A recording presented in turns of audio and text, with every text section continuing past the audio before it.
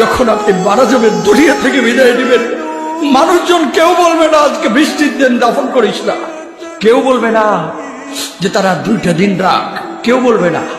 কবরের মধ্যে যখন নিয়ে যাওয়া হবে, আপনার স্ত্রীর কথা মনে পড়বে, আপনার সন্তানের কথা মনে পড়বে, আপনার বাবার কথা মনে পড়বে।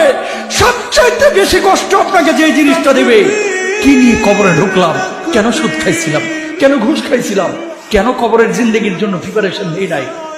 দুনিয়ার জিন্দেগিতে একটা মামলায় ফেসে গেলে সুপ্রিম কোর্টে যাওয়া যায়, উচ্চ আদালতে যাওয়া যায়।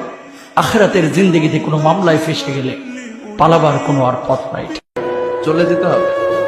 দালান ঘর, বাড়ি ঘর, টাকা পয়সার জন্য পাগল হয়ে থাকি আমরা, কিন্তু এটা আমার আসল ঘর নয়। যেই গোসলখানাটারে আমি এত সুন্দর করে টাইলস করে ইটালিয়ান ফিটিংস দিয়ে বানালাম, আমার জীবনের শেষ গোসলটা কি ওই গোসলখানায় হবে? কথা বলেন, যেখানে লাশ ধোয়ায় ওইখানে আমার গোসল হবে। এগুলো আমরা ভাবতে চাই না। কবরের জীবনটা আসল জীবন। কবর জগতে কোনো রং নাই, কবর জগতে কোনো স্বাদ নাই, কবর জগতে কিচ্ছু নাই, মাটি আর মাটি। হ্যাঁ, যদি আপনি মালিককে খুশি করে যেতে পারেন, অন্ধকারটাও আলোকিত হয়ে যাবে। কষ্ট করার সময়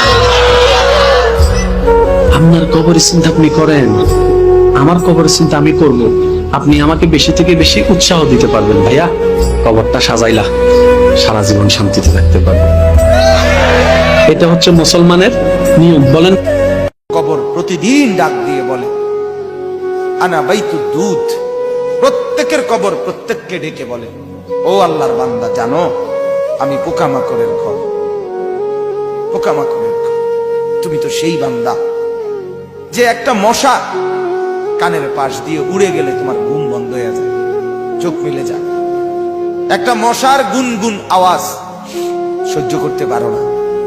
একবার কয়েল, একবার অ্যারোসোল, একবার মশারি, এরপরেও তুমি চাও যে একটা মশাও যেন আমার কানের কাছে গুনগুন না করে।